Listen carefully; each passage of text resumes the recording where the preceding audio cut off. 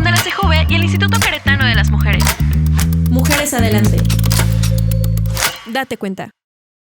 Hola, ¿qué tal? Soy su amiga Gaby y estamos de nueva cuenta en un episodio más de tu podcast Date Cuenta. El día de hoy tenemos un tema que en lo personal a mí me gusta mucho, que se llama Hombres frente al cambio. Y me encanta más el hecho de que va a ser platicado por un hombre que, aparte de darnos su punto de vista como un experto, porque es psicólogo, tiene una gran experiencia como ponente en temas de perspectiva de género, de masculinidades, pues nos puede dar su experiencia propiamente como hombre. Licenciado Jesús Israel Nieves Romero, bienvenido. Hola, placer ¿qué tal? que estés aquí con nosotros. Muchas gracias por la invitación. Bueno, y me gustaría comenzar, Isra, esta plática con una idea que nos dice lo siguiente. Las nuevas masculinidades proponen replantear la idea de la masculinidad y desaprender los roles y estereotipos de género, promueven que cada persona pueda mostrar sus debilidades, sus preferencias sin miedo, con la finalidad de lograr ser libres y felices. Y me quiero quedar aquí en estas dos palabras, en ser felices y libres, porque no podemos negar, Isra, que es una realidad que vivimos en un país donde para ser hombre pareciera que tenemos que demostrarlo. Pareciera que tenemos que estar en una lucha constante, en una competencia por demostrar quién es el más fuerte, quién es el más valiente. Uh-huh. Lo veo yo como si hubiera incluso hasta un machómetro que nos dice o que nos va aumentando puntitos por si eres agresivo, por si dices groserías, por si tienes más novias que otros. Entonces, hay un sinfín de atribuciones que se les pide a los hombres para poder ser hombres o considerarse como tal. Me gustaría iniciar, Isra, contigo con una pregunta. Si te has percatado o te has enfrentado en tu vida a estas exigencias, a estas expectativas de la sociedad para ser hombre, y bien, ¿qué ha significado para ti en esta sociedad ser hombre? Yo creo que lo primero que diría es que sí me las he encontrado y yo las pondría como en diferentes como matices, desde las que son evidentes, que tienen que ver con la proveeduría, las que son evidentes, donde tienen que demostrarse como la fuerza, la valentía, el arriesgue, y las donde que también son evidentes, donde el tema de nuestra salud física siempre queda a un punto en el límite. Es decir, no vamos a ninguna revisión médica hasta que algo es más allá de lo doloroso. Es, digamos, que ya no Tienes te permite. Que aguantar. Ajá, o sea, algo que ya no te permite vivir es cuando se acude, y muchas de las situaciones que nos pasa como varones es que esas lesiones, esas como circunstancias o esos tipos de enfermedades que eran prevenidas, pues no se dan. Eso es como en lo evidente. Pero también como en lo interno, o sea, como en lo que está muy arraigado, que no se da cuenta y que parece como un ámbito como muy natural. Por ejemplo, yo suelo presentarme primeramente como soy Israel, padre de Paula Zoé, compañero de Carla Hidalgo, y después el título. Ajá. Porque desde entrada, también como varones, colocamos primeramente otros títulos, como si fueran otras formas de identidad, que le ponemos, por lo tanto, un valor. Entonces, es como muy curioso, pareciera que le ponemos más valor de repente a los reconocimientos, a lo público, a lo que tiene que ver con digamos, con el trabajo, con otra vez con la vida como académica, y después viene lo privado, ¿no? Que es la casa, que es el cuidado y en ellos. Entonces, son cosas que yo me he encontrado, son cosas que me atravesaron desde niño, desde joven, ahora como adulto, y que todavía sigo hoy haciendo un trabajo muy minucioso para seguir revisando lo que a mí me pasa, porque hay cosas que todavía están tan impregnadas que hay que seguir como viendo. Y cambiando, ¿no? Uh-huh. Y es que no podemos perder de vista, Isra, que cuando hablamos de este tema de roles y estereotipos de géneros, la realidad es que no solamente afectan a las mujeres, ¿no? La verdad es que se impone una carga social y unas expectativas sobre los hombres, sobre lo que se espera de ellos, que en realidad también son muy fuertes, ¿no? Y si nos ponemos como a reflexionar un poquito, nos podemos dar cuenta que esto viene desde la niñez. Yo siempre he pensado que desde que somos niñas o niños, la sociedad nos va como encaminando, ¿no? Nos va diciendo cómo tenemos que ser. Y lo vemos desde quizá los juguetes, que son cosas muy sencillas, pero vemos que los carritos, las muñecas, el balón de fútbol, la cocinita. ¿Y qué sucede cuando vemos que una niña quizá quiere agarrar un martillo, ¿no? Vemos que es, no lo toques porque te vas a lastimar. O vámonos a un niño, ¿no? ¿Qué sucede cuando un niño agarra una muñeca? Pareciera que hay un brinco de susto de, oye, no, eso es para niñas.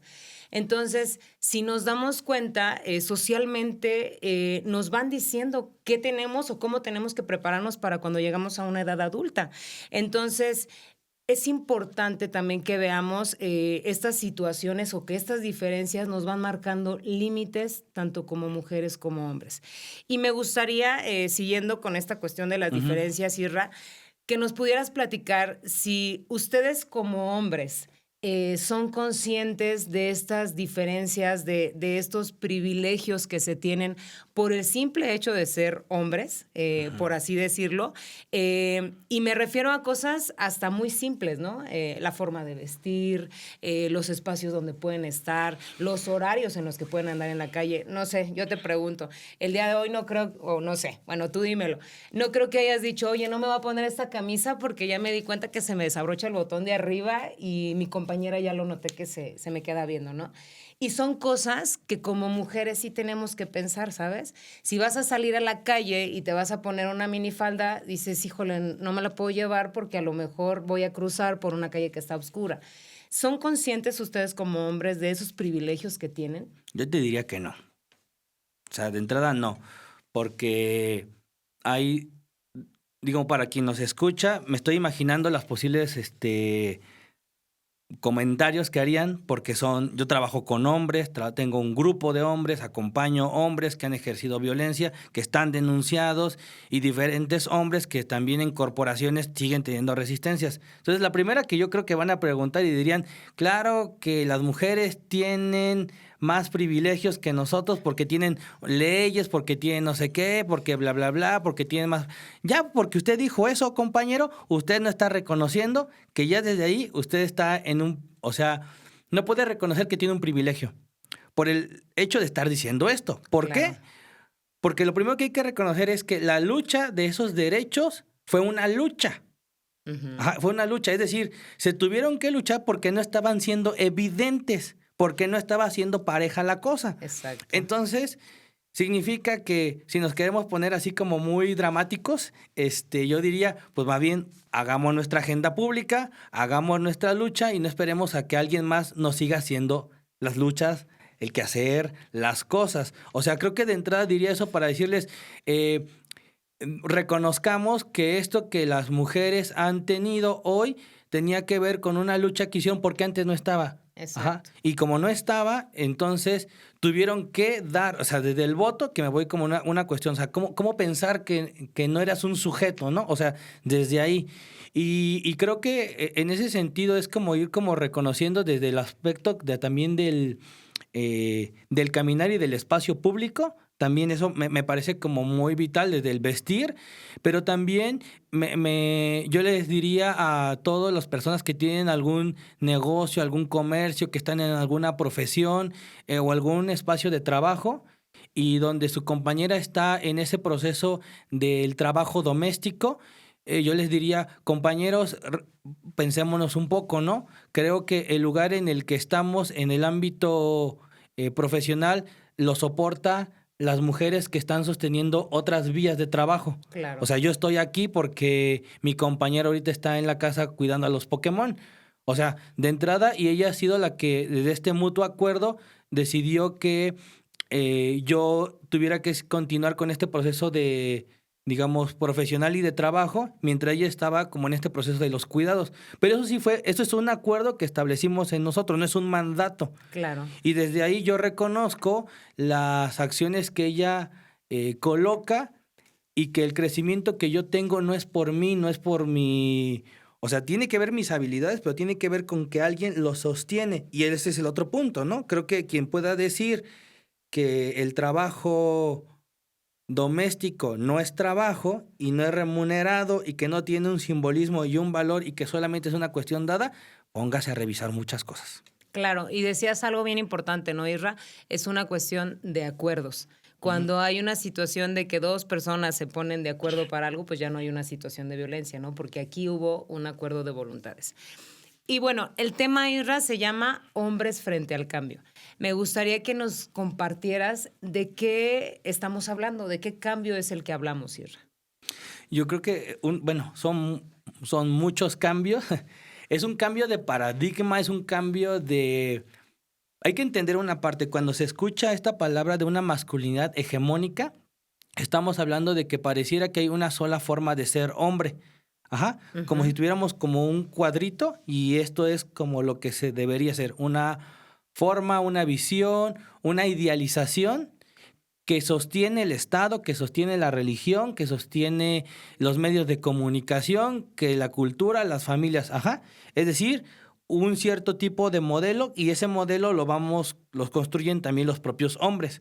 Ajá. Entonces, a partir de ese como modelo, ese modelo lo que provoca es que nos trastoca y nos cambia en lo que vemos, en lo que escuchamos y en lo que sentimos en el cuerpo. Entonces, plantear una cuestión distinta es incluso tener oídos, escucha, visión diferente ante la vida y ante a ti mismo. Entonces, eso desde ahí, digamos, como podríamos como iniciar. Entonces, yo para ser un poco incluso más como concreto, es, por ejemplo, entender que yo me he ido construyendo o sea, yo soy Israel y este Israel piensa y siente a los hombres y a las mujeres a partir también de sus propios cuidadores. No solamente como en el cliché, y esa parte para mí me causó como mucho impacto cuando yo me di cuenta de, no es que mi hija, cuando crezca vaya a tener un hombre similar a mí y esta responsabilidad. No, aparte de eso. Pero también mi hija se va a construir como mujer a partir de la mirada de este hombre. Claro.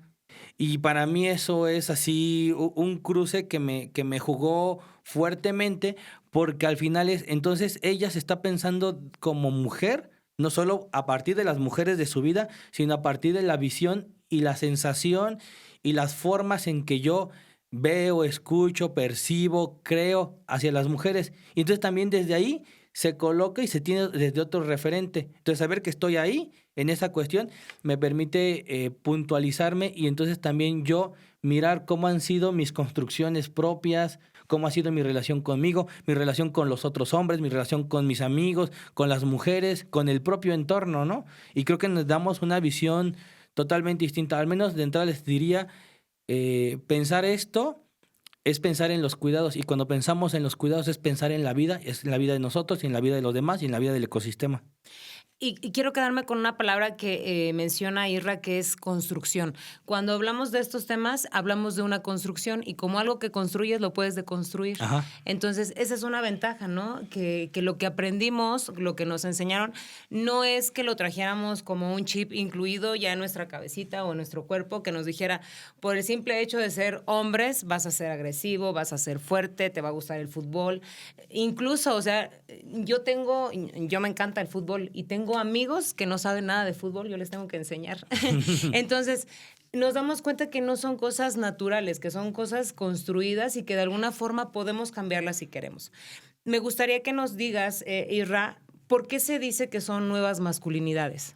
Bueno, yo ahí diría que yo difiero incluso con el término. Uh-huh. Ajá, yo no les llamo nuevas porque mi querido amigo Hugo Uberman diría de nuevas no tenemos nada, no tienen nada de nuevas porque si vemos las estadísticas, pues sigue estando, ¿no? Y situaciones de desigualdad, de injusticia, de violencia, entonces no hay de nada, porque también, a pesar de que podamos ser ahora hombres más sensibles y más buenos, no renunciamos al privilegio del poder. Uh-huh. Ajá, y eso es con lo que hablábamos hace ratito, ¿no? O sea, luego no renunciamos a ciertas formas que obtenemos un beneficio, una ganancia, o si no, al menos estamos inmersos en la complicidad de otros hombres para que cuando a mí se me presente una situación similar, todos podamos guardar el silencio cómplice, ¿no?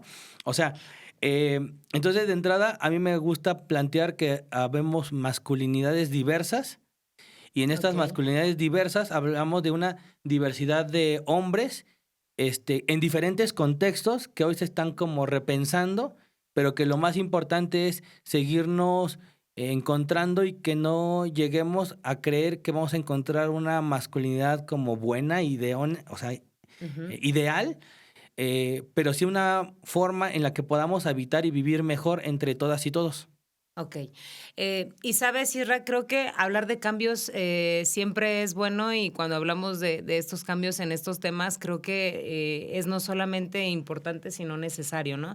Lograr esta conciliación entre la división de actividades en casa, esta paternidades más responsables, esta participación de los papás, este acercamiento con los hijos, las hijas, es bien necesario. No me quiero proyectar, pero yo recuerdo mucho cuando inició la pandemia, era la locura para las mujeres. Hablar de temas del quehacer, la casa, los hijos, las hijas, las clases virtuales. De verdad, creo que no había vida que nos alcanzara y esa es una realidad. Y si no llegamos a lo que hablábamos hace un momento, a esos acuerdos, a esa conciliación, a esos cambios de visión, de ideas, al darnos cuenta que podemos participar sin que dejemos de ser hombres, pues realmente como decía, no te terminas rindiendo porque no hay forma, ¿no? O en qué situación se va a encontrar una mujer con todo ese cansancio extremo que puede tener, ¿no? Entonces, creo que me adelanté un poquito a la respuesta, pero tú, Israel, como hombre, ¿en qué crees que nos favorecen estas nuevas masculinidades, no solamente en lo familiar, sino socialmente? Yo creo que romper el modelo clásico ayuda bastante de entrada, a vivir más. Y si podemos vivir más, podemos estar más en el disfrute. Claro. Esa es una. La otra es, incluso van a poder replantear sus formas de trabajo para que puedan encontrar formas de trabajo que les permitan también estar en sus hogares y estar en Ujú. convivencia y estar en relación. Y creo que la otra también que me parece como fundamental es que el hecho de atravesar como por este nuevo como proceso, tienes la capacidad de poder reconocerte a ti mismo como persona, desde la vulnerabilidad, desde la tristeza, desde el enojo, o sea, poder reconocer también tus emociones y también saber que eso es parte de ti y desde ahí te construyes de una manera como más total. Ok. A ver, hay una frase que a mí me gusta mucho, bueno, me gusta ponerla en debate porque es muy común escuchar al amigo que nos dice, yo no soy machista porque yo sí ayudo a mi esposa en la casa o yo sí ayudo a mi esposa a cuidar a los hijos y a las hijas. Es una frase, hablando en perspectiva de género, Isra, ¿es una frase correcta? No, no, claro que Para no. nada, ¿verdad? No, no, no. Diríamos como al principio, váyase a revisar otra vez, ahí está el privilegio. O sea, porque está asumiendo que usted está ayudando, ¿no? Hay una campaña muy bonita que tenían en Argentina que le decían bueno, era como un término decir como los que le hacen al cuento. Ujú. Ajá, y que nada más llegaban y de repente, ¿por qué no me avisaste? ¿Por qué no me dijiste? Yo te podía ayudar. Y ya me acuerdo, los ayudadores. Y entonces es una parodia de decir, son hombres o son que al final no entienden que cuando llegamos hay que estar. O sea, tenemos que hacer algo en función del hogar, Ujú. porque es parte de todos. Así es. Y es entender que efectivamente no se trata de una ayuda, se trata de un trabajo en equipo, ¿no? Sí, ujú. Bueno, Bueno, yo iba a decir, es una forma de decir que ese lugar lo construimos entre todos. Entonces, exacto. entre todos se requiere ese cuidado. Entonces, ya cuando está mi tiempo, es un tiempo que también me toca intervenir en ese cuidado. Así es.